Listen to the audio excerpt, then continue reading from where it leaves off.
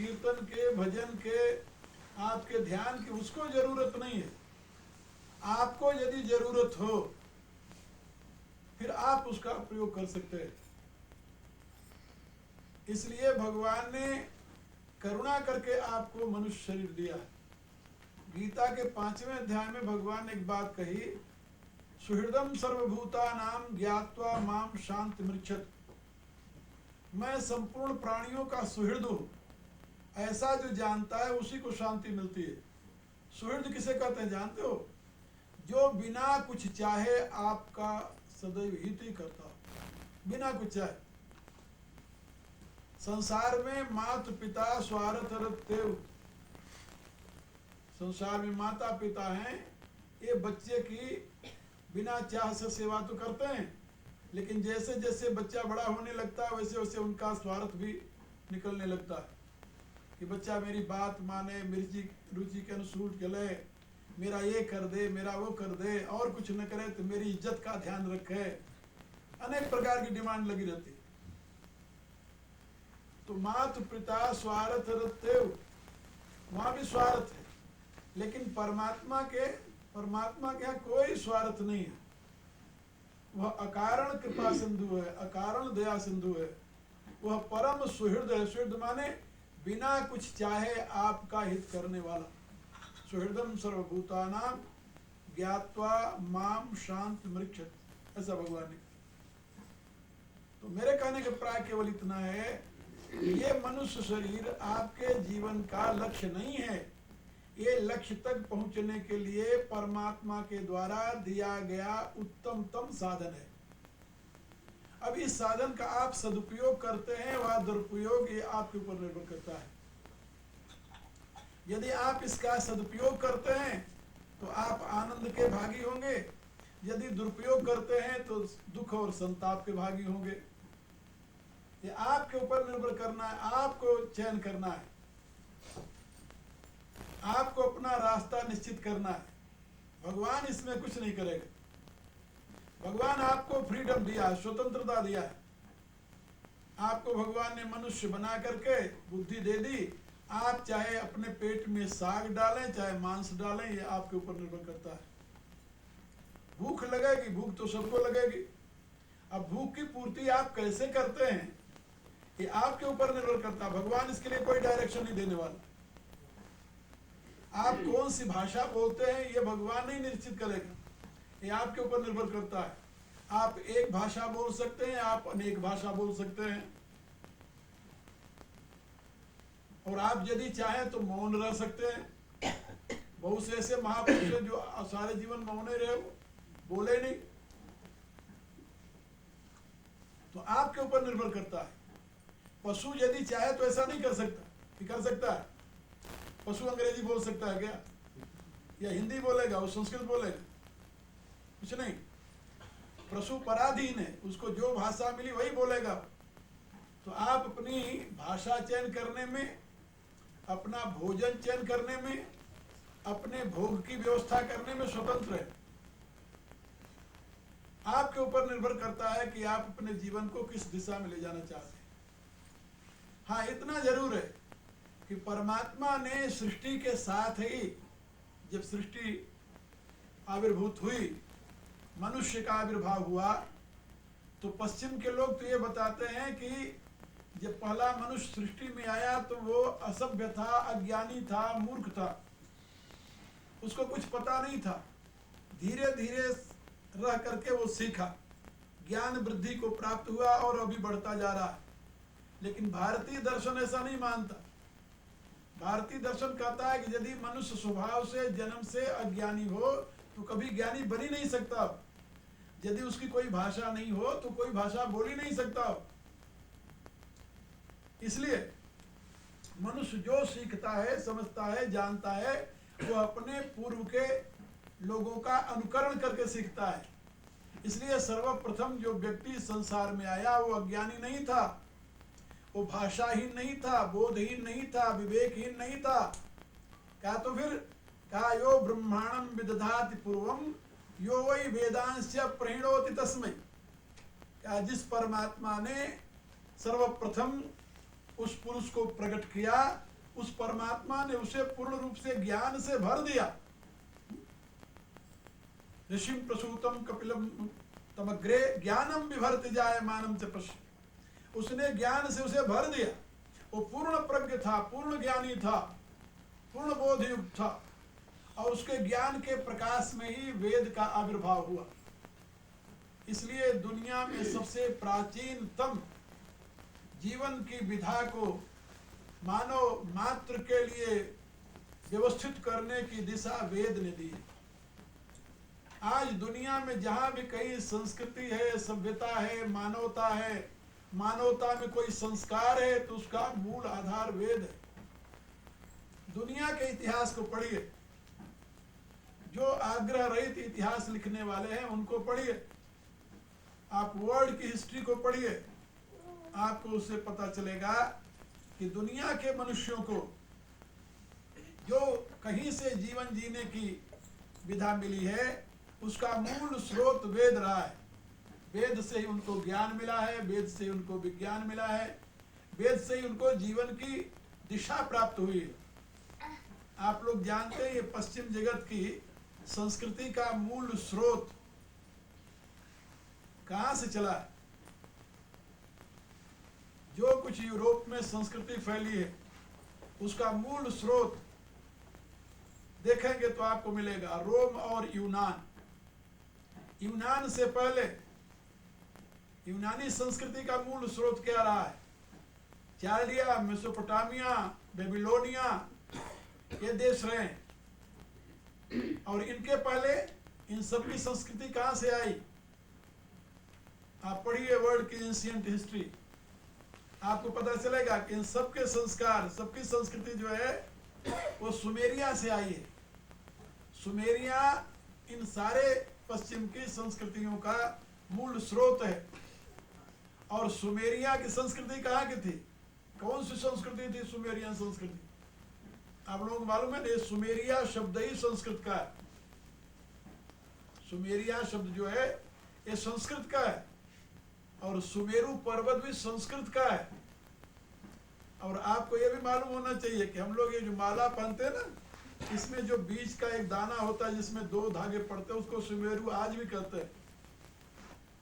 ये सुमेरियन संस्कृति जो है ये वैदिक संस्कृति थी, और वो भारतीय संस्कृति का एक अंश थी। इसलिए मूल में ये सब वैदिक संस्कृति के ही ऑफस्प्रिंग, जिसको अंग्रेजी में कहते हैं, ये सब वैदिक संस्कृति का ही ऑफस्प्रिंग है। इसलिए इनके मूल में जो आप जाएंगे तो देखेंगे वैदिक संस्कृति के ही कुछ तथ्य निहित है, जिसके नाते वहां जीवन की व्यवस्था है। पश्चिम के कई विद्वानों ने इसको मुक्त कंठ से स्वीकार किया है, आग्रह रहित होकर इसको स्वीकार किया है कि दुनिया को मनुष्यता का पाठ पढ़ाने वाली संस्कृति वैदिक संस्कृति है। दुनिया की कोई ऐसी सभ्य भाषा नहीं है जिस भाषा का रूट जाकर के वैदिक भाषा के साथ न मिलता हो। तो मैं यहाँ आप लोगों को भाषा विज्ञान की शिक्षा देने नहीं बैठा, केवल ये बताना चाहता हूँ कि मनुष्य जब इस धरा पर आया तो मनुष्य के साथ साथ उसमें मनुष्यता के बीज को प्रकाशित करने वाला दिव्य ज्ञान भी परमात्मा ने दिया। क्योंकि जिस परमात्मा के प्रकाश में सृष्टि का विकास होता है वह परमात्मा पूर्ण प्रज्ञ, और दुनिया का कोई ऐसा धर्म नहीं है जो परमात्मा को अज्ञानी मानता हो। हर एक धर्म परमात्मा को पूर्ण प्रज्ञावान मानता है, और पूर्ण प्रज्ञ परमात्मा के प्रकाश में जब सृष्टि हुई तो उसके प्रकाश में सृष्टि होने पर उसी के अनुरूप प्रकट हुआ मनुष्य अज्ञानी कैसे हो सकता है? भला सोचिए, दुनिया के सभी प्राचीन धर्मों ने यह स्वीकार किया है कि मनुष्य परमात्मा की श्रेष्ठतम कृति है, श्रेष्ठतम कृति है। चाहे वह पुरानी बाइबल हो, चाहे वह अवस्था हो, चाहे इनसे सबके मूल आधार वेद हो, उसने यही घोषणा की है कि मनुष्य जो है वह परमात्मा की अनुकृति है, श्रेष्ठतम अभिव्यक्ति है। भगवान व्यासदेव ने महाभारत में घोषणा की है, नहीं मानुषात् श्रेष्ठतरम किंचित, दुनिया में मनुष्य से श्रेष्ठतर और कुछ नहीं है। मनुष्य जो है वो नेक्स्ट टू गॉड है। वेद में आया है सहस्रस्य प्रतिमा पुरुष, ये मनुष्य जो है परमात्मा की प्रतिमूर्ति है। बाइबल में आया man is the image of God, मनुष्य जो है परमात्मा की नकल है। आप सोचिए, जो परमात्मा की प्रतिमूर्ति है, परमात्मा की छाया है, परमात्मा की अनुकृति है, परमात्मा की श्रेष्ठतम जो अभिव्यक्ति है, रचना है, सृजन है, वो भला आदि में विवेकहीन कैसे हो सकता है, अज्ञानी कैसे हो सकता है। हाँ, वो लोग जो भी परमात्मा को नहीं माने, नहीं विश्वास किए, उनकी बात छोड़िए। कोई अपने बाप को ना माने तो आप क्या कहोगे? जबरी मनाओगे, डंडा लेकर मनाओगे उसे? यदि कोई कहे कि मेरा कोई बाप नहीं है, ये तो आप जानते हो ना, बिना बाप का कोई पैदा हो ही नहीं सकता। और ये भी जानते हो कि जो पैदा होता है बाप से, तो बाप के गुण धर्म उसमें जरूर आते हैं और संस्कार भी आते हैं। तो मनुष्य आखिर पैदा हुआ तो आकाश से तो नहीं टपका ना, किसी बाप से ही पैदा हुआ होगा। तो सबसे पहले सबका बाप कौन है? और उसी को भगवान कहते हैं, उसी को परमात्मा कहते हैं। भगवान ने स्वयं कहा है, वेद इसकी घोषणा करता है, अमृतस्य ते पुत्र।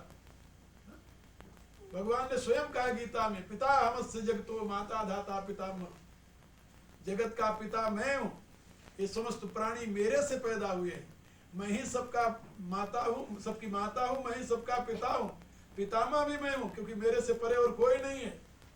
मत्तः परम नान्यत् किंचिदस्ति धनंजय, हे धनंजय मेरे से परे और कुछ नहीं है। तो इससे यह सिद्ध होता है कि परमात्मा की संतान होने के नाते परमात्मा के वो दिव्य गुण जो पूर्व में मनुष्य पैदा हुआ उसमें सहज रूप से आविर्भूत हुए। दोष बाद में चलता है, न कि प्रारंभ में ही दोष हो जाता है। ये तो आप लोग जानते हो, जो प्रारंभिक सृष्टि थी वो अमैथुनी सृष्टि थी। अमैथुनी, इसको वैज्ञानिक भी मानता है, क्योंकि मैथुनी सृष्टि कैसे हो सकती? मैथुनी सृष्टि तो प्राणी से शुरू होगी और मूल में प्राणी था ही नहीं। तो अमैथुनी सृष्टि थी और अमैथुनी सृष्टि निर्दोष हुआ करती है। दोस्तों, मैथुनी सृष्टि में आता है रज वीर्यगत जो दोष है वो मैथुनी सृष्टि का परिणाम है। अमैथुनी सृष्टि में दोष नहीं होता। गीता के 10वें अध्याय में भगवान ने इस बात को समझाते हुए कहा है, महर्षयः सप्त पूर्वे चत्वारो मनवस्तथा मद्भावा मानसा जाता। ये आदि के सप्त ऋषि और मनु ये परमात्मा के संकल्प से आविर्भूत हुए हैं। इनको संकल्पमयी सृष्टि कहते हैं। परमात्मा के संकल्पमयी सृष्टि का आगे विस्तार मैथुनी सृष्टि के रूप में होता है। यही भगवान ने 10वें अध्याय में बताया है, मद्भावा मानसा जाता एषाम लोकी मा प्रजा। प्रजा, प्रजा माने प्रकृष्ट रूपेण जायते, जो श्रेष्ठतम अभिव्यक्ति है, श्रेष्ठतम उत्पत्ति माने मानव समाज। जहाँ प्रजा शब्द का प्रयोग हुआ है वो मानव के लिए हुआ है, क्योंकि प्रकृष्ट रूप का जो आविर्भूत स्वरूप है वो मनुष्य का ही है। श्रेष्ठतम स्वरूप मनुष्य का, इसलिए मनुष्य को ही वेदों में प्रजा कहा गया और परमात्मा को प्रजापति कहा गया है।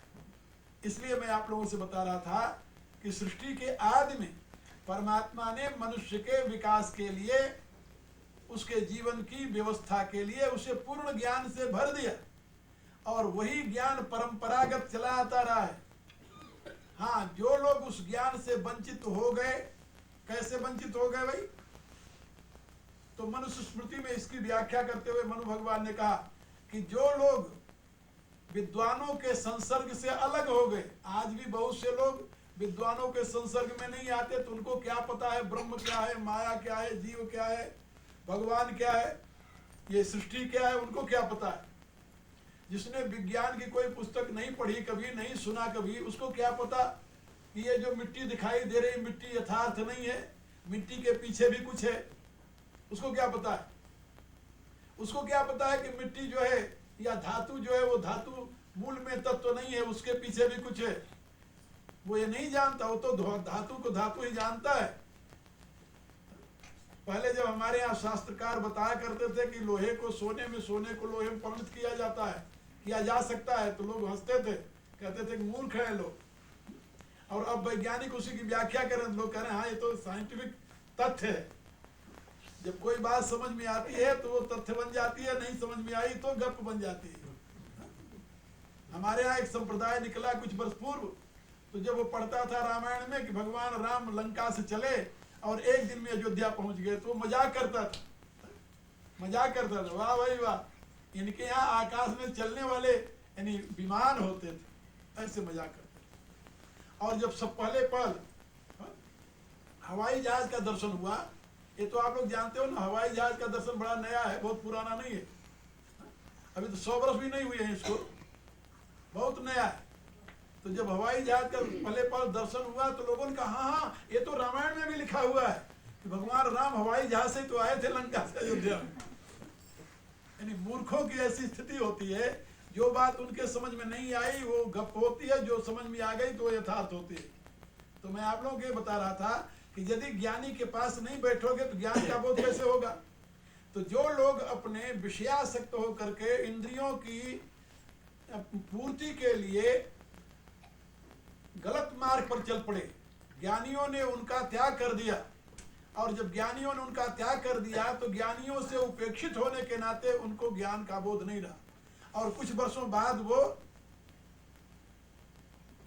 अपने आप को एक अबोध रूप में पशुवत दशा में प्राप्त कर लिया। आज भी यदि ऐसा हो जाए, आज भी आपको आधे से अधिक पशु वृत्ति में पलते हुए मनुष्य मिलेंगे। ये नहीं कि इस समय ज्ञान विज्ञान नहीं है, ज्ञान विज्ञान तो तब भी था, अब भी है, आगे भी रहेगा, लेकिन जो उसकी उपासना करेगा ज्ञान तो उसी को मिलेगा ना। ज्ञान कोई वंश परंपरागत आने वाली वस्तु नहीं है। ये नहीं कि आपके बाप के द्वारा जो अर्जित किया हुआ धन है उसके न रहने पर आप उसके मालिक हो जाएंगे, ऐसे आपके बाप ने जो ज्ञान अर्जित किया है उसके मर जाने पर सब आपको मिल जाएगा। ये ज्ञान कोई दाएं भाग में मिलने वाली वस्तु नहीं है, वो तो साधना से, प्रयत्न से, तपस्या से प्राप्त की जाती। तो जिन लोगों ने उसका बहिष्कार किया या उसकी आवश्यकता नहीं समझी, वो ज्ञान से वंचित हो गए। भला आप सोचिए, एक छोटा सा उदाहरण मैं आपको बता रहा हूं। भारत में ये सभी जानते हैं कि जहां इस समय पाकिस्तान बना है, जहां इस समय पाकिस्तान बना है, ये भारतीय संस्कृति का जन्म स्थान है। जहां इस समय पाकिस्तान बना है, ये भारतीय संस्कृति का जन्म स्थान है। इसको सिंधु प्रदेश कहते थे, सिंधु प्रदेश। और वो केंद्र अब पाकिस्तान में पड़ गया है, जहां सबसे प्राचीनतम दुनिया का महान विश्वविद्यालय प्रतिष्ठित था, जिसका नाम था तक्षशिला। वो तक्षशिला जो है वो पाकिस्तान में है। और उस तक्षशिला के बड़े बड़े जो आचार्य थे, कात्यायन, चाणक्य, और दुनिया का इस समय सबसे महान वैयाकरण यानी ग्रामेटिशियन, जानते हो कौन है? पाणिनि। वो कहाँ के रहने वाले थे? उसी तक्षशिला से आचार्य थे। और उनका जन्म स्थान कहाँ था जानते हो? तक्षशिला से करीब 90 या 100 मील की दूरी पर एक गांव है जहाँ के वो रहने वाले थे। तो जहाँ का रहने वाला वो ब्राह्मण पाणिनि है, इतने महान व्याकरण की, शब्द विज्ञान की रचना की। आज वहां जाकर के आप उसके व्याकरण को बोलिए, कोई सुनने समझने वाला है? वह उसकी गंध भी मिलेगी आपको वहां पर? नहीं मिलेगी। जिस भूमि ने, सोचिए पहले, पाणिनि ऐसे विद्वान को जन्म दिया, आज उस भूमि पर उस पाणिनि के ज्ञान का कोई स्थान नहीं है। जिस भूमि ने कात्यायन ऐसे विद्वान को जन्म दिया, आज वहां उसकी गंध भी नहीं है। जिस भूमि ने ऐसे अनेकों सम्राट दिए, ऐसे अनेकों ऋषि दिए, आज वहां उसकी कोई चर्चा भी नहीं है। क्या हो गया सर? इसका अभिप्राय थोड़ा ही है कि वहां तो हमेशा से ऐसे रहता आया है। ये संस्कृतियों का उत्थान और उनका पतन, उनका विकास और ह्रास होता रहता है। मानव जाति के लिए ये निश्चय करना कि ये शुरू से ऐसे ही है, ये असंभव है।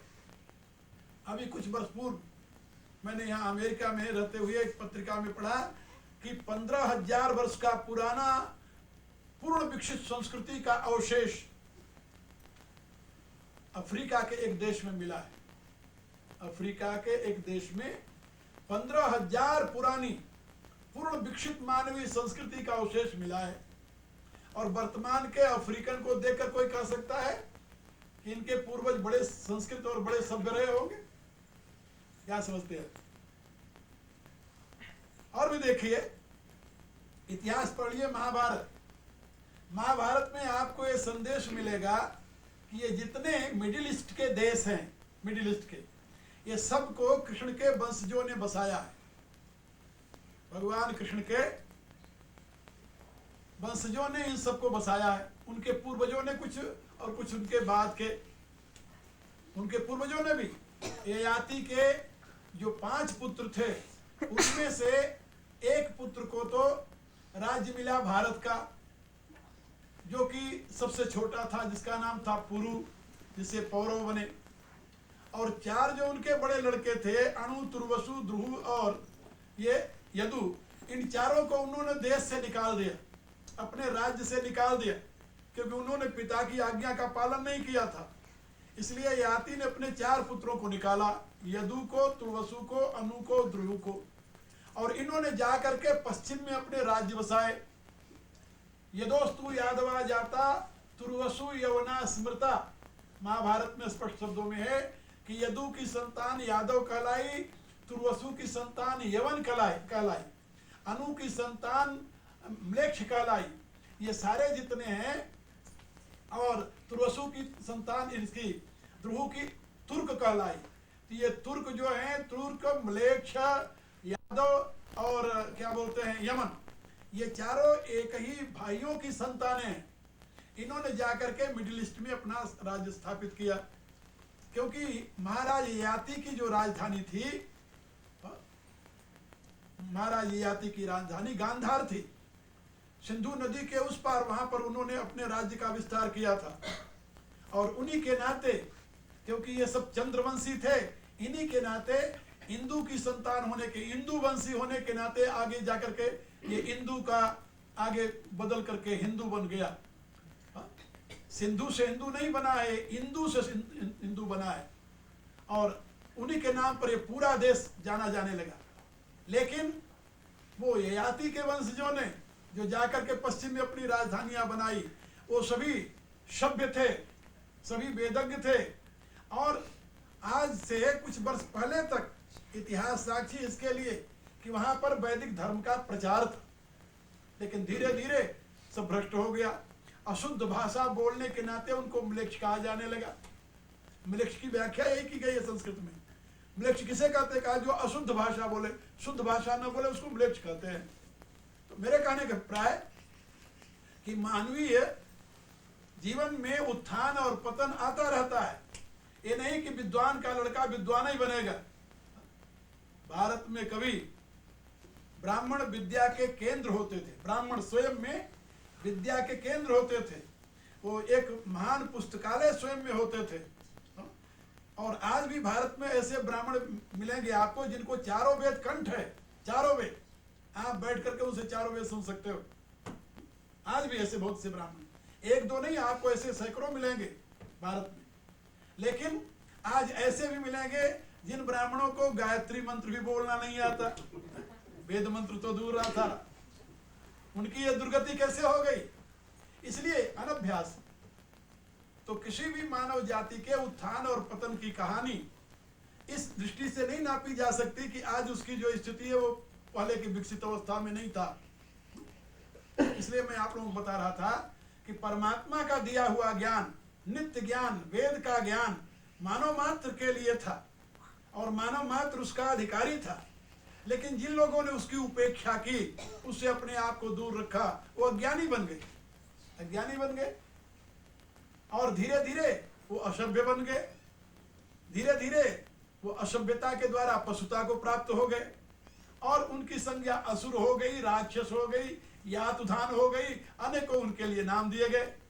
ये असुर, राक्षस, आतुधान, ये सब कौन है? ये इनके कोई अलग नहीं है मानव से, ये भी मानव की संतानें हैं। आप सोचिए, महाराज उग्रसेन और महाराज देवक दोनों सगे भाई थे और देवक की पुत्री देवकी थी, जिसके यहाँ भगवान कृष्ण का आविर्भाव हुआ, और उग्रसेन का पुत्र कंस था, जिसको आज हम असुर और राक्षस कहते हैं, जो मामा था भगवान कृष्ण का। इसलिए असुर और राक्षस कोई दूसरी जातियां नहीं होती, वो उन्हीं में से जो दुराचार से ग्रस्त हो गए, आचार भ्रष्ट हो गए, ज्ञान विज्ञान से रहित हो गए, उनकी संज्ञा राक्षस हो गई, असुर हो गई। इसलिए मैं आप लोगों को बता रहा था कि मनुष्य जीवन जो है वह परमात्मा की श्रेष्ठतम कृति है, परमात्मा की श्रेष्ठतम अभिव्यक्ति है, और परमात्मा ने उसके विकास के लिए वेद में वह ज्ञान भी प्रदान किया है, जिसके प्रकाश में मनुष्य स्वयं को विकसित करता हुआ महान बन जाए। वेद में मनुष्य के लिए क्या निर्देश दिया गया, सूक्ष्म रूप में एक वाक्य में बता रहा हूं।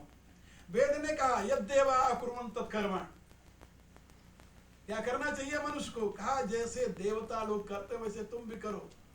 कैसे क्या होगा, कहा जैसे देवता है ऐसे तुम भी बन जाओगे। मनुष्य के जीवन का आखिरी लक्ष्य क्या है, भगवान ने बताया इदम ज्ञानम उपासित्य ममसा धर्मागता। इस ज्ञान का आश्रय लेकर के, इस ज्ञान की उपासना करके मनुष्य परमात्मा बन सकता है, परमात्मा के गुण धर्म को प्राप्त कर सकता है। इंसान का लक्ष्य है भगवान बनना, लेकिन भगवान कैसे बनेगा इंसान, पहले मनुष्य से देवता, फिर देवता से भगवान, ये क्रम है उसके लिए। यदि दिव्य गुणों का अपने में संकलन तुम नहीं करते तो भगवत्ता का आविर्भाव कैसे होगा तुम में। भगवत्ता का आविर्भाव मनुष्य में हो सकता है, होता है। भगवत्ता का आविर्भाव होने के लिए ही मनुष्य बना है। मनुष्य के जीवन की नीति वही है, और जब तक ये जीव शिव नहीं बन जाता तब तक इसकी कहीं शांति नहीं मिलने वाली। तुलसीदास जी ने एक ही बात कही कि जब तक नदी समुद्र में नहीं मिलती तब तक उसको शांति नहीं मिलती। नदी की गति चलती रहती है, कब शांत होती है, कहा जब समुद्र में मिल गई तब वो शांत हो जाती है। सरिता जल जल निधि महु जाई, होई अचल जिमि जीव हरि पाई। नदियों का जल समुद्र में मिल करके शांत हो जाता है। कहा कैसे शांत हो जाता है, कैसे जीव शिव को प्राप्त करके, परमात्मा को प्राप्त करके शांत हो जाता है।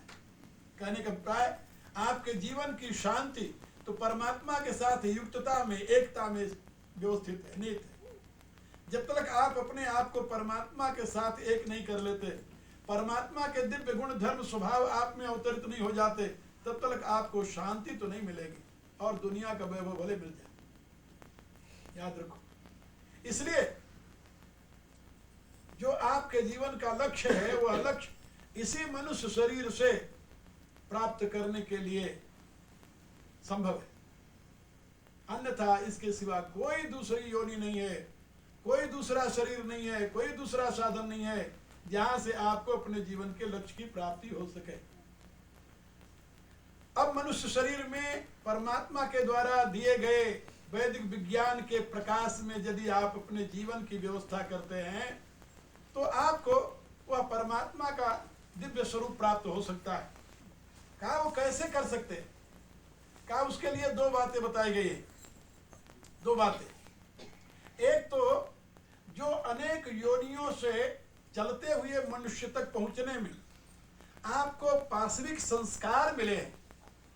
तो आप जानते हैं ये जीव कोई एकाएक आकाश से मनुष्य बनकर नहीं उतर गया, ये पहले अनेक योनियों में घूमता हुआ आया है। ये विकास की प्रक्रिया है, वैदिक विज्ञान विकास की प्रक्रिया में विश्वास करता है। बात समझे, ये मनुष्य शरीर जो है ये विकास की प्रक्रिया में आया है। वैदिक विज्ञान विकास की प्रक्रिया में विश्वास करता है। जीवन का प्रारंभ सूर्य से होता है, सूर्य से श्रद्धा, श्रद्धा से सोम, सोम से पर्जन्य, पर्जन्य से अन्न, अन्न से वीर्य, वीर्य से फिर मनुष्य बनता है। ये उसका क्रम है। इस क्रम से बात समझे, सूर्य से श्रद्धा, श्रद्धा से सोम, सोम से पर्जन्य, पर्जन्य से अन्न, अन्न से वीर्य, और वीर्य से फिर मनुष्य बनता है। यह जो विकास का क्रम है, इस विकास के क्रम में वीर्य से एकाएक मनुष्य ही नहीं बन जाता, वीर्य से अनेक और जातियां बनती हैं और योनियों में जाता हुआ विकास करता हुआ अंत में वह मनुष्य बनता है। तो जो पाशविक संस्कार आपको अनेक जन्मों से आपके साथ लगे हुए हैं, इनका निराकरण करना पड़ेगा, इनको अपने से दूर करना पड़ेगा, इनको अपने से अलग करना पड़ेगा। और उसी अलग करने के साधन का नाम है वैराग्य। वैराग्य माने वह जो सहज प्रवृत्ति